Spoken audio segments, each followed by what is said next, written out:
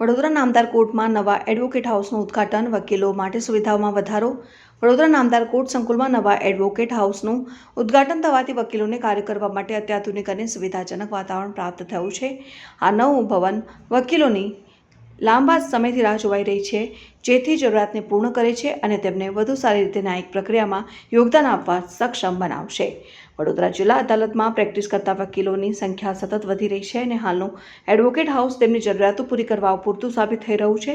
જૂની ઇમારતમાં જગ્યાનો અભાવ, બેઠક વ્યવસ્થાની મર્યાદાઓને કારણે વકીલોને મુશ્કેલીનો સામનો કરવો પડે છે। આ પરિસ્થિતિને ધ્યાનમાં રાખીને નવા અને વિશાળ એડવોકેટ હાઉસની આવશ્યકતા હતી, જે આજે ઉદ્ઘાટન શરૂ કરાયું।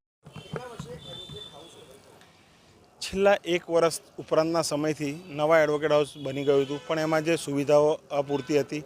એ અપૂરતી સુવિધાઓને કારણે વડોદરા વકીલ મંડળ દ્વારા આ જે નવા એડવોકેટ હાઉસનું ઓપનિંગ નહોતું થતું। આજરોજ વડોદરા વકીલ મંડળની કમિટી દ્વારા નવા એડવોકેટ હાઉસ જે વડોદરામાં વકીલાત કરતા આશરે 3500થી ઉપરાંત વકીલો માટે આજરોજ જે બેઠક વ્યવસ્થા છે એ ખુલ્લું મૂકવામાં આવ્યું છે। નવું એડવોકેટ હાઉસ જેમાં જે વકીલશ્રીઓ જે તમામ બેઠક વ્યવસ્થા કોમન બેઠક વ્યવસ્થા રાખવામાં આવેલ છે અને આ કોમન બેઠક વ્યવસ્થામાં જે પણ વકીલો આવે એ પોતાની રીતે અહીંયા બેસીને કામ કરી શકે,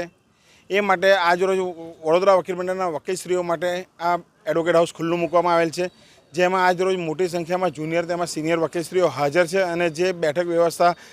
થઈ છે, ખુલ્લું આજરોજ એડવોકેટ હાઉસ ખુલ્લું મૂકવામાં આવેલ છે, એનાથી એ તમામ સંતુષ્ટ છે, ખૂબ ઉત્સાહની લાગણી અનુભવી રહ્યા છે કે ચાલો છેલ્લા એક વર્ષથી જે રાહ જોતા હતા એની આતુરતાનો અંત આવ્યો અને આજરોજ નવું એડવોકેટ હાઉસ ખુલી ગયું। એમાં જે એડવોકેટ હાઉસ છે એમાં નવા પાણીના કુલરો બધી રીતે એ કરે છે અને ખૂબ જ વેન્ટિલેશન સાથે જે પડદા લગાવવાના હતા એ પડદા પણ લાગી ગયા છે અને બધી રીતે નોટિસ બોર્ડથી લઈને A to Z પ્રોપર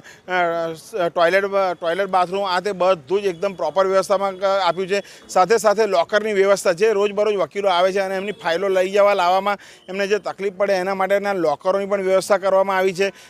નામદાર ડિસ્ટ્રિક્ટ કોર્ટ દ્વારા। એટલે સંપૂર્ણ બેઠક વ્યવસ્થા થઈ રહી, સંપૂર્ણ બેઠક વ્યવસ્થા તો ના કહી શકાય, પણ હા, મોટાભાગના વકીલશ્રીઓ અહીંયા આવીને બેસીને પોતાનું કામ કરી શકશે અને જે અમારું જે વિઝન છે એ આવનાર સમયમાં સામેની સાઈડે જે જગ્યા ખાલી છે ત્યાં નવું એડવોકેટ હાઉસ જે 8 થી 10 માળનું બહુમાળી એડવોકેટ હાઉસ બનાવવામાં આવે, જેથી કરીને આવનાર ભવિષ્યમાં જે પણ વકીલશ્રીઓ છે એ વકીલશ્રીઓને કોઈપણ જાતની તકલીફ ના પડે એની પણ અમે રજૂઆત કરી છે। એનું રિમાઇન્ડર લેટર ફરી લખવાનો છે, એ પણ અમે ટૂંક સમયમાં લખીને આગળની કાર્યવાહી એના માટે પણ અમે કરીશું।